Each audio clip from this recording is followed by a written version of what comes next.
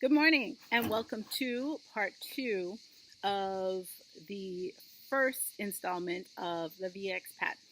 My name is Tembi, also known as the New York City Girl Expat. And okay, where we left off, my friend helped me find an apartment by way of Facebook. FYI, if you are looking to relocate, not just abroad, but if you're looking to relocate anywhere, I suggest joining some local Facebook groups. They're very, very helpful. So I found something online by way of his cousin. Long story short, he was extremely supportive because he actually paid the deposit and acted as my reference. You know, it always helps to have somebody local, of course, being a foreigner. So when I arrived, now that I've arrived and we met up for dinner just to catch up or whatever, now at this point, 5 years had passed, okay? And it had been 5 years and all of our communication was just by, a few WhatsApp messages here and there, just about, American politics. He loved, talk about politics and culture and things of that nature. And because I was abroad, the subject of his wife never came up. But now that I've come back and he had already been so instrumental in helping me get established, I needed to know the situation, okay? I needed to know what I was walking into, what the landscape was. I needed to know basically the parameters of our friendship so that I knew how to proceed and conduct myself. So we met up for dinner in Aix-en-Provence, and he said to me, and I asked him, I said, okay, so what happened with your wife? And he says to me, first off, she was not my wife. I have never been married. He says to me, I have never been married. We were never married. And he says to me, we were in a relationship, but our relationship had pretty much dissolved, and she was just still living with me until I was giving her the space and the time to find something else. So it was basically a financial reason why she was still living with him. And he said to me, we were carrying on with our lives. It's just that, it was difficult for her to move for financial reasons. So I'm thinking, okay, I still want to know how she got my telephone number. And he said to me, because in my head I'm thinking, okay, if she's his wife, maybe she went through his phone or whatever. And again, different relationships have different dynamics. And I'm learning that as a newlywed, that it really is up to the couple to decide and design your rhythm. So I said, because I want to know how she got my number. And he said, well, remember you were looking for a place? I said, yes. She told me when I asked her if she knew of anybody and I was helping someone look for a place, she told me that she knew of someone who had a place for rent and to give her your number. I said, oh, okay. So we're dealing with a seriously conniving person. But anywho, he says to me, well, actually, she moved out right after you left, and we haven't really spoken since. But I know that she basically moved in with the guy she was seeing at the time or whatever. So we got to talking and, of course, just catching up or whatever. And long story short, we just started spending more time together. He invited me out to his place in Nice to spend some time at his place in Nice. And, it was relatively close to where I lived before. So I was familiar with the area. We hung out in Nice, we'd meet up with his friends or whatever. And essentially we were just testing the waters to see if we would be a good fit romantically. After about 6 weeks, he tells me that he wasn't feeling it, essentially. He says, oh, I want to be in love and I'm not in love with you or whatever. Now, mind you, I am thinking to myself, love, okay? For me, love comes from respect, okay? Love comes from respect. Love comes from a certain sense of grounding, because that lovey-dovey feeling in the clouds thing, that comes and it goes.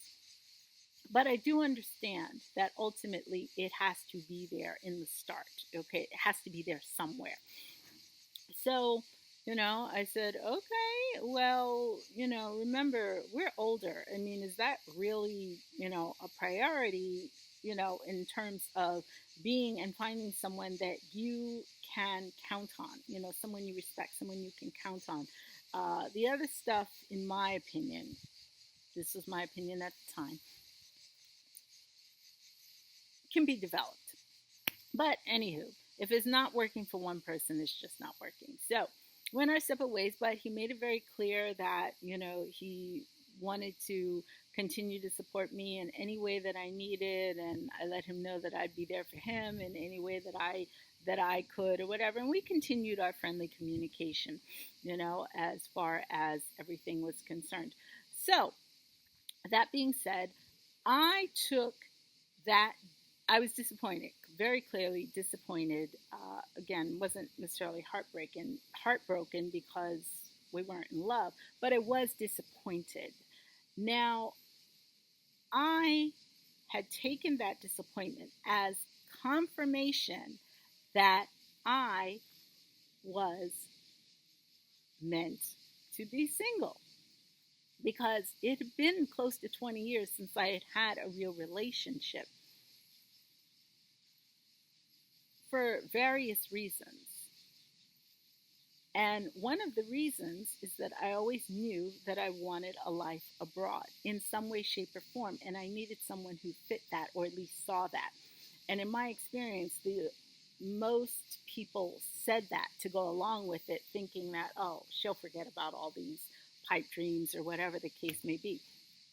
So I always stuck to that. So here I am. And I said to myself, I have gone through some of the toughest things by myself. And maybe I'm just built to be single. Maybe I'm better off.